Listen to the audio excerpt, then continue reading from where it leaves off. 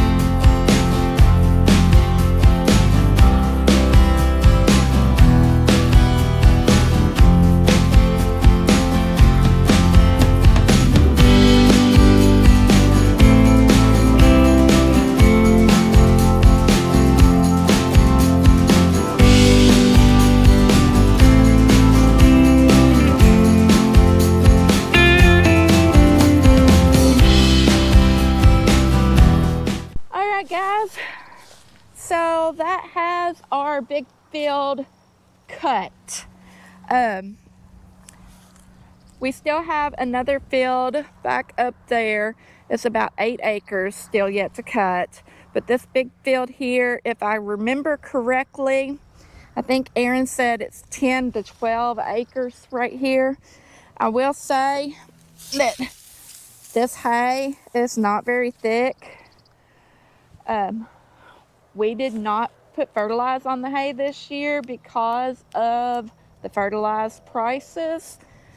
We did not cut hay last year, but we did bush hog it. So we put that nutrient back into the ground.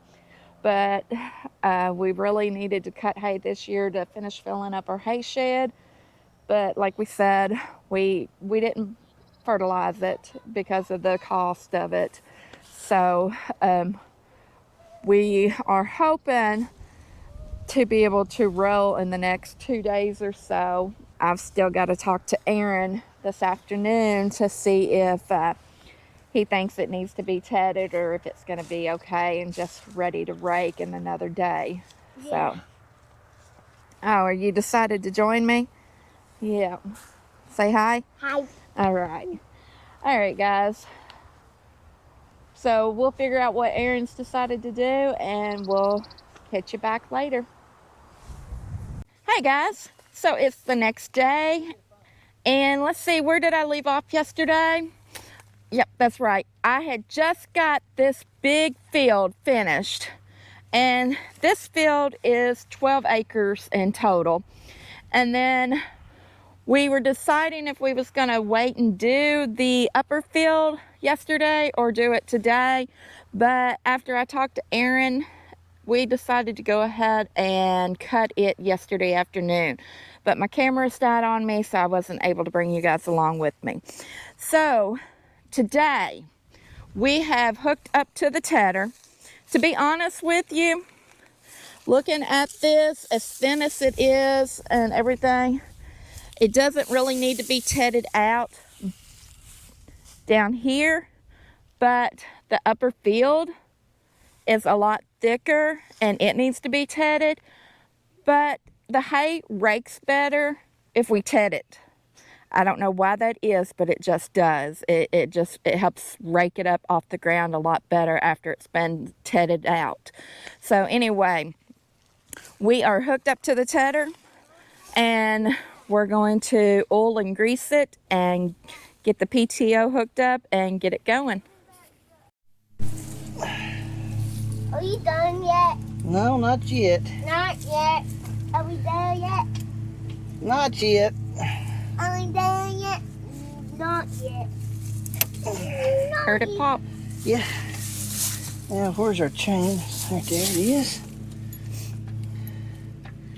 Why do we need the chain? That just keeps this PTO guard from spinning. From spinning? Mm-hmm. If Pop can get it hooked up, there we go. That'd be fine. Now this don't work. Well, let me rephrase. It works, but it's got a busted. It's busted. The hose is, and since we don't hardly ever take it off the farm, I haven't fixed the hose. But so it don't get jammed up in here, I always just plug it in. But I had the valve off, and I really don't know why there's a valve on it. We didn't put it on there; it just come with it. So the guy that I bought it from.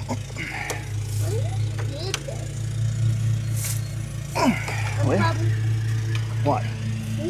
There we go. What got out of that? Hydraulic fluid. Okay, so now we gotta set our. Wait a minute, we gotta check the tire. Have you already checked the tires? They look like they're holding up, so. These two are. Push on that one. Yep. And then how about that one? But And I then- picked one of them. Okay, Yep, good. they're holding up good. Okay, so now we just gotta set our height, which is done right here. And I probably should put some oil on here. Probably. All right, let's see. Can you get your foot underneath that? I can. So I might need to go down further. What about that? Well, that one I can, but it's hitting it. Well, that's fine because we just want it right above the ground. Yeah, So I might need to go down a little more. maybe a little bit more. Uh-oh, I'm in the rope. We'll try that and I'll see if it scrapes. I love you. I love you too. I'll see if it scrapes and just see how good a job it does. We can always readjust. Yep. So let's put our stuff up. So this right here is a 4-basket tedder. That means, what we mean by that is each one of these that will rotate is considered a basket.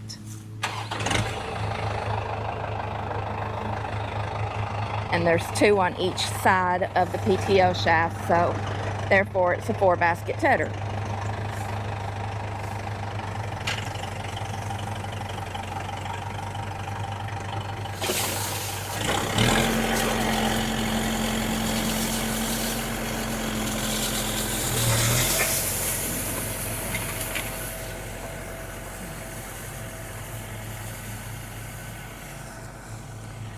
Now what a hay tedder typically does is, as you can see, it just spins and flips out the hay. It fluffs it up, and that lets the air circulate in there more, and it turns it over and lets it air out to cure more. So Aaron's gonna make a couple of passes around the field for me, make sure it's set to the way he likes it, and then I'm gonna take over. So we'll see you in a little bit. I don't know if it's going to show up a little bit here. You can tell the difference in what hasn't been tedded and what has been tedded. And it just kind of fluffs it up. It almost rakes it for us, but like I said, we come back with the rake and go over it really good. Now, I'd mentioned earlier that we didn't cut last year, but I didn't explain why. And that's primarily for multiple reasons. We just didn't have the number of head of cattle that we typically would have, so therefore we didn't need as much hay as we normally would do.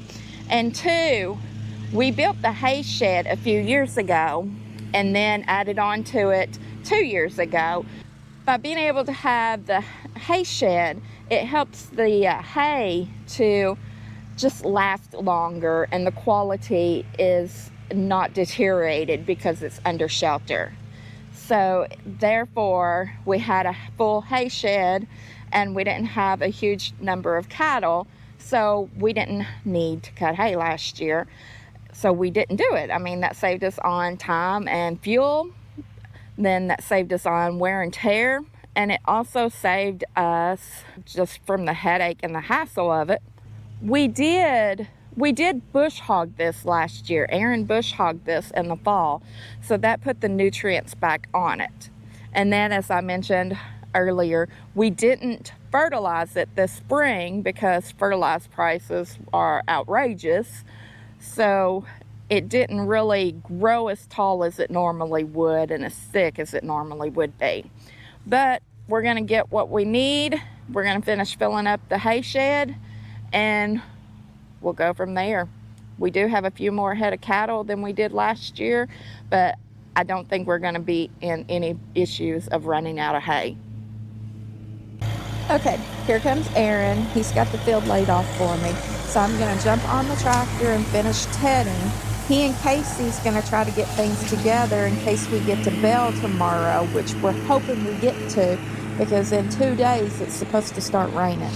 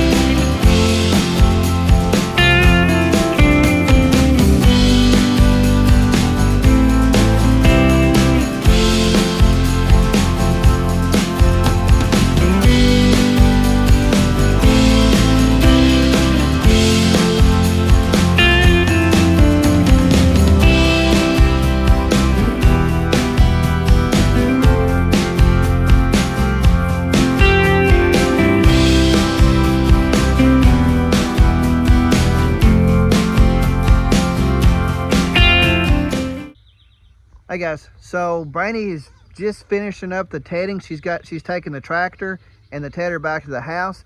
I'm over here at the edge of the hayfield kind of looking at the hay, and really hoping we're going to be able to get it raked and rolled tomorrow, because we looked at the forecast and they have moved the rain up another day. So that gives us less time to get it done, which means if we can't get it up tomorrow, we're likely not going to be able to get it up. So we're really hoping when we come over here tomorrow that we're able to get that it's cured out enough to where we can get it raked and rolled and before it rains. So, but I'm gonna head over here, help her get that tedder unhooked, and then we'll probably end the video here and then pick up if we're able to rake and roll. So if you haven't already, hit that like button, give us a subscribe, and we hope to see you on the next one. And we're hoping that is where we have all of our hay finished, raked, and rolled.